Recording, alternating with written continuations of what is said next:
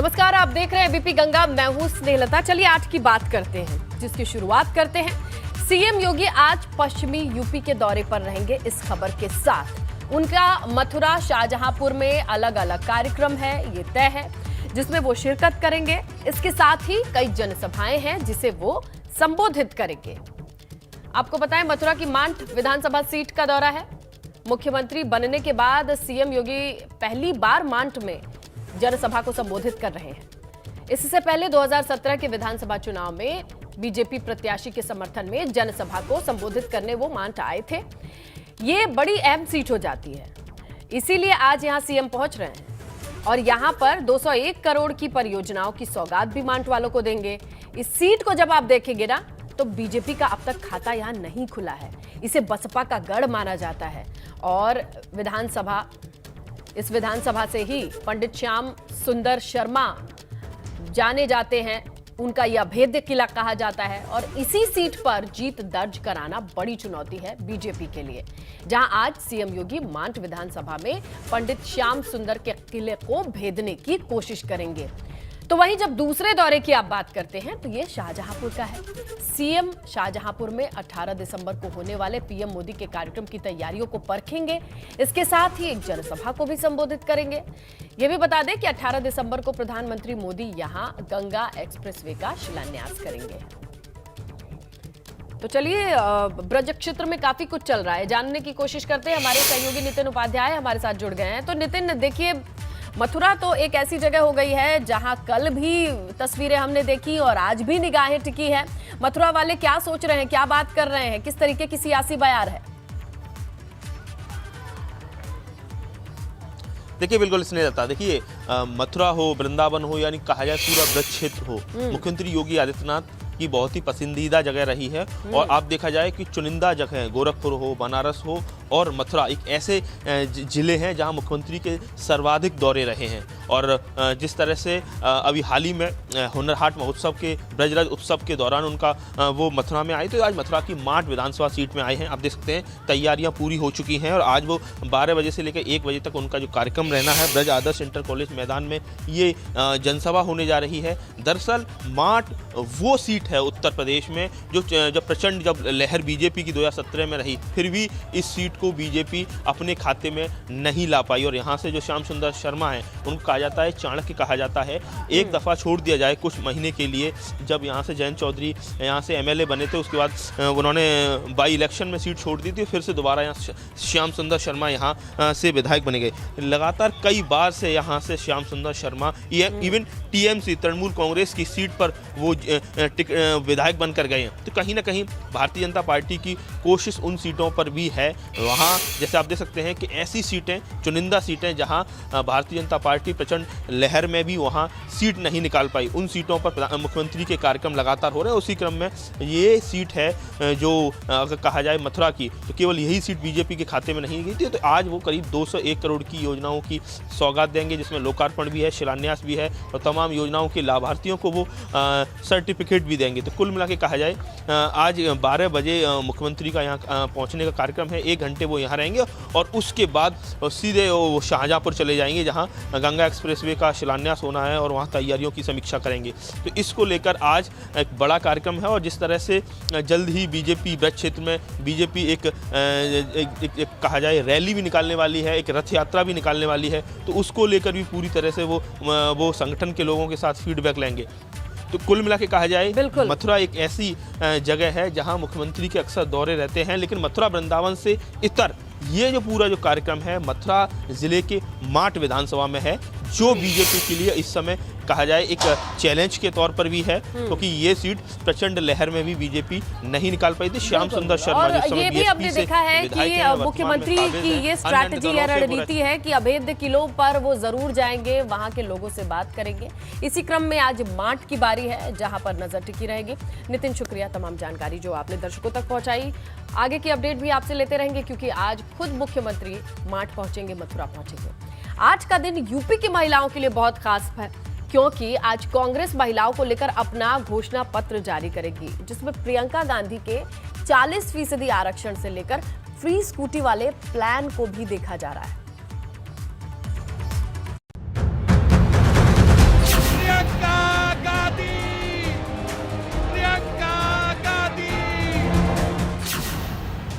UP फतेह का plan, Priyanka करेंगी घोषणा पत्र का ऐलान। एक अलग से महिला का घोषणा पत्र बनाया है जिसमें हम महिलाओं के लिए जो हम करना चाहते हैं। आधी आबादी पर दांव, क्या यूपी में बढ़ेगा कांग्रेस का भाव? बदलाव की आती है जिसका नाम, बदलाव की आती है जिसका नाम। यूपी की चुनावी लड़ाई भले ही भाजपा बनाम सपा के बीच दिख रही हो, लेकिन प्रियंका गांधी की कोशिश हाथ को मजबूत कर इसे त्रिकोणीय बनाने की है, क्योंकि 32 साल का सूखा खत्म करने की जिम्मेदारी प्रियंका ने अपने कंधों पर उठाई है और इसे पूरा करने के लिए प्रियंका बुधवार को एक बड़ा दांव चलने जा रही हैं, क्योंकि जहां भाजपा और सपा अपने सहयोगियों के साथ सीट बंटवारे का फॉर्मूला तैयार नहीं कर पाए हैं, वहीं प्रियंका गांधी यूपी में अपना पहला घोषणा पत्र जारी करने वाली हैं। आगामी विधानसभा चुनाव को लेकर कांग्रेस अपनी तैयारियों को अंतिम रूप देने में लगी हुई है। जो पार्टी का घोषणा पत्र है उसको अब अंतिम रूप दिया जा रहा है। कांग्रेस महासचिव और उत्तर प्रदेश की प्रभारी प्रियंका गांधी वाड्रा लखनऊ में है और लगातार यहां पर बैठकों का सिलसिला जारी है। घोषणा पत्र समिति की बैठक हुई, उसके बाद अगर आज की बात करें तो स्ट्रैटेजी कमेटी, चार्जशीट कमेटी और तमाम यहाँ पर बैठकें हुई और प्रियंका गांधी ने ये ऐलान किया कि पार्टी महिलाओं के लिए जो उसका घोषणा पत्र है उसको जारी करेगी। जानकारी के मुताबिक कांग्रेस के इस घोषणा पत्र में महिलाओं पर जोर होगा, क्योंकि प्रियंका पहले ही 40% महिलाओं को चुनाव लड़ाने और फ्री स्कूटी जैसे वादे कर चुकी हैं। एक अलग से महिला का घोषणा पत्र बनाया है जिसमें हम महिलाओं के लिए जो हम करना चाहते हैं जी, वो खास एक अलग घोषणा पत्र बनाया है, उसको हम कल जारी करेंगे। कांग्रेस का ये घोषणा पत्र कितना अलग होगा ये आने वाले वक्त में साफ होगा, पर जिस तरह से प्रियंका महिलाओं पर दांव चल रही हैं, उससे एक बात तो साफ है कि प्रियंका एक नई राजनीति की शुरुआत करने की कोशिश में है, जिससे दूसरे राजनीतिक दल अभी तक बचते रहे हैं। लेकिन क्या इससे यूपी में कांग्रेस का 3 दशक का सूखा खत्म होगा? क्योंकि प्रियंका जितना लोगों को जोड़ नहीं पा रही, उससे ज्यादा पार्टी के नेता छोड़कर उनका साथ जा चुके हैं। वहीं एक सवाल इस बात का भी है कि क्या अकेले प्रियंका यूपी में कुछ बड़ा कर पाएंगी, क्योंकि पिछली बार कांग्रेस ने सपा के साथ मिलकर चुनाव लड़ा था, उसके बाद भी कांग्रेस दहाई का आंकड़ा तक न छू पाई। लखनऊ से शैलेश अरोड़ा के साथ ब्यूरो रिपोर्ट, ABP गंगा। तो शैलेश अरोड़ा की ये रिपोर्ट आपने देखी। चलिए शैलेश का रुख कर ही लेते हैं और उनसे पूछ लेते हैं शैलेश कि जिस तरीके से अब तक की कोशिश रही है प्रियंका गांधी की कि महिला कार्ड के नाम पर बहुत सारे ऐलान, घोषणा और आज तो मैनिफेस्टो भी आ जाएगा, अब तक कुछ असर दिखा है? कुछ बज क्रिएट कर रही है ये घोषणाएं और किस तरीके से देख रहे हैं उत्तर प्रदेश के लोग?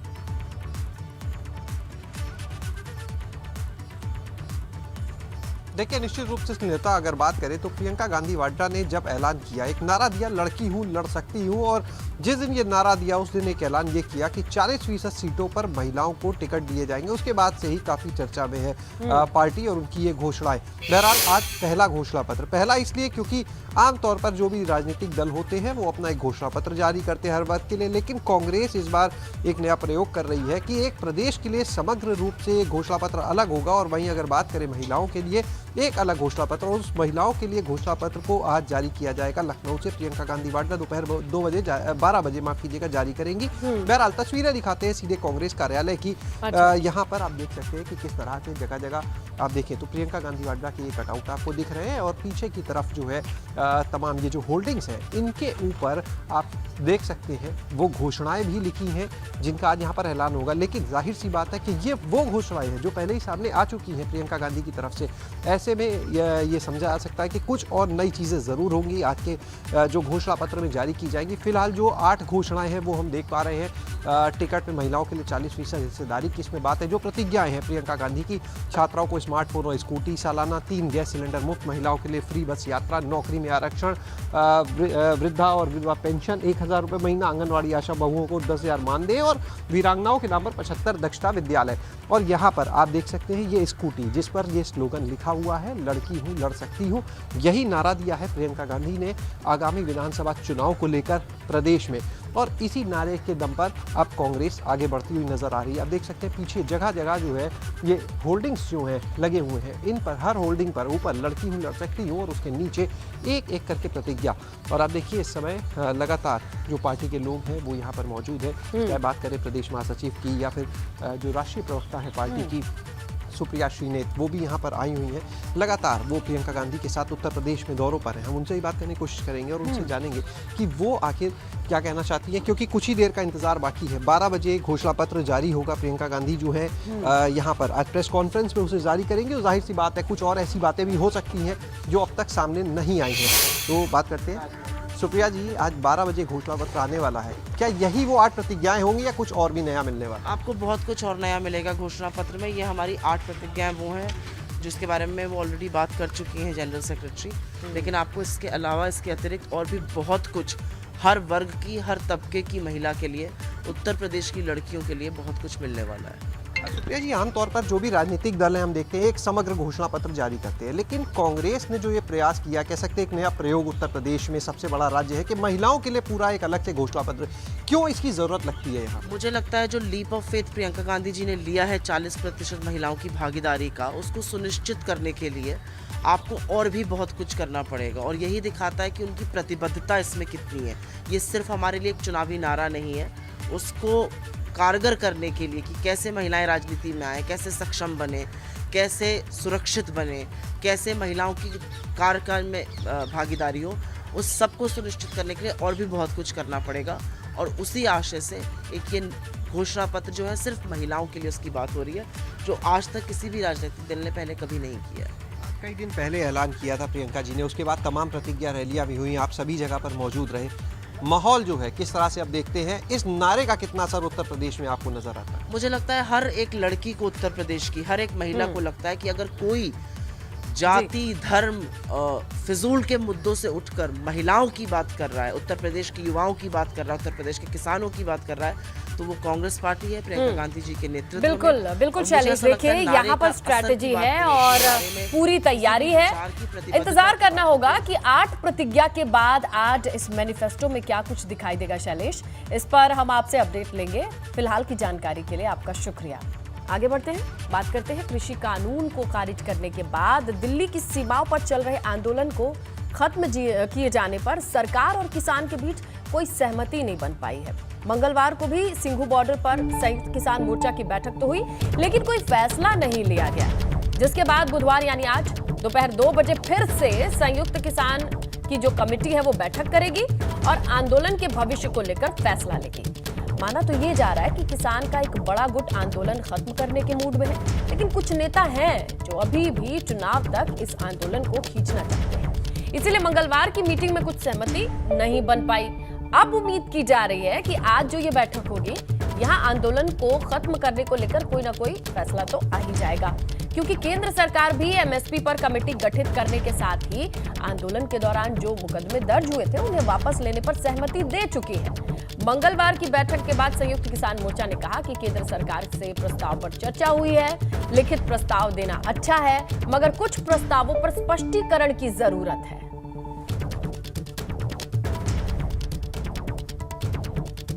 तो चलिए अब जरा अपडेट लेते हैं। शक्ति गाजीपुर बॉर्डर पर हमारे सहयोगी मौजूद हैं, बलराम मौजूद हैं सिंघू बॉर्डर पर। शक्ति का रुख पहले करते हैं। शक्ति, जरा बताइए कि बॉर्डर पर अभी क्या तस्वीर है, क्या सुगबुगाहट है? 2 बजे की मीटिंग के लिए कुछ जानकारी मिल पा रही है आपको?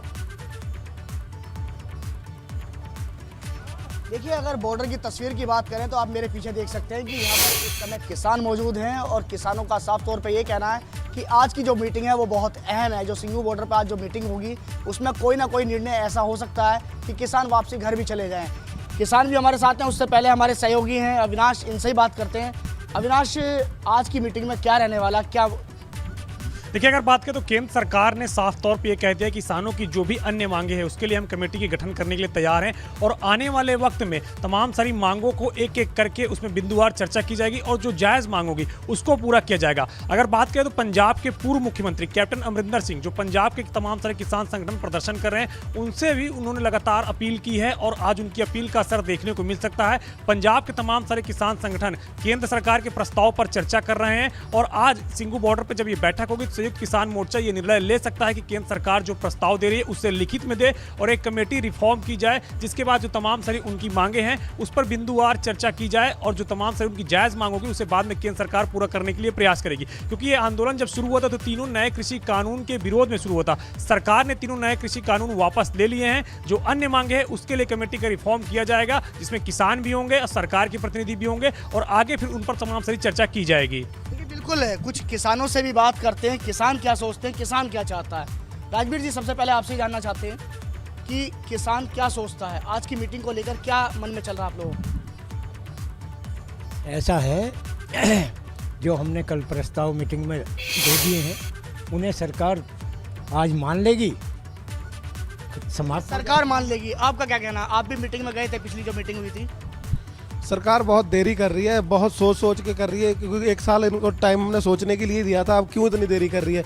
जल्दी से जल्दी इसको लिखित में दे दे, देना तो पड़ेगा ही। सीधा साधी एक बात कह दी है कि हमें लिखित से बिना हमें भरोसा नहीं है आप पे, हम नहीं आप पे विश्वास कर सकते। आप लिखित में दे दो, लिखित में देते ही किसान लौट जाएगा।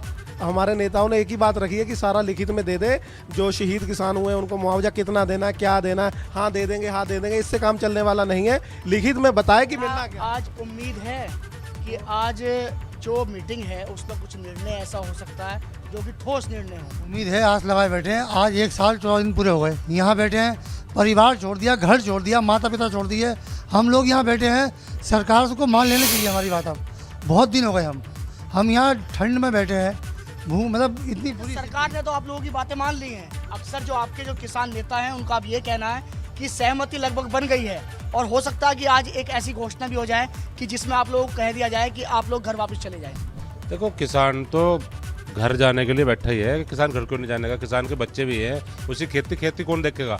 लेकिन भैया सरकार है, राजा हैं ये लोग, इनके दरबार में बैठे हैं और किसान को इतने दिन हो गए, तो इतना निराशा किसान के लिए ठीक नहीं है। बिल्कुल शक्ति, यहाँ ये समझा जा सकता है, फसल है, परिवार है और मौसम की भी ये मार है। अब देखते हैं, एक तरफ जरूर दरकार है कि देखना होगा भविष्य क्या होगा। सिंघू बॉर्डर पर हम चलेंगे, बलराम वहां मौजूद हैं, वहां कैसी सुगबुगाहट है भाई? अब वहां के किसान क्या चाह रहे हैं, क्या बातचीत कर रहे हैं बलराम?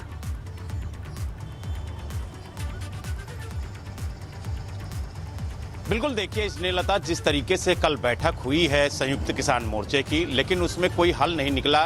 कई बिंदु ऐसे हैं जिनमें अभी भी पेच फंसा हुआ है और संयुक्त किसान मोर्चे का कहना है कि आज फिर दोपहर 2 बजे बैठक होगी और बैठक में अंतिम निर्णय लिया जाएगा कि आखिरकार किसान आंदोलन समाप्त किया जाए या फिर आगे चलता रहेगा, जब तक केंद्र सरकार लिखित में सभी मसौदों पर अपनी सहमति नहीं जताती है। फिलहाल केंद्र सरकार ने कई बिंदुओं पर अपनी सहमति जता दी है और इस वक्त हम सिंधु बॉर्डर पे ही मौजूद हैं। आपको तस्वीरों के माध्यम से दिखाने की कोशिश करेंगे कि पिछले 1 साल से ज्यादा का वक्त हो चुका है, लेकिन हालात तस के तस हैं और लगातार यहां पर आप देखिए कि दिल्ली पुलिस की जो टीम है वो लगी हुई है। जो आम जनता है उसके लिए रोड पूरी तरह से बाधित है, लोग परेशान हैं, यातायात पूरी तरह से बाधित है और पिछले 1 सालों से आम जनता सफर कर रही है। और यही वजह है कि केंद्र सरकार लगातार संयुक्त किसान मोर्चे से अपील कर रही है कि आपकी जो भी मांगे हैं लगभग सरकार ने मान ली है, चाहे वो तीनों कानून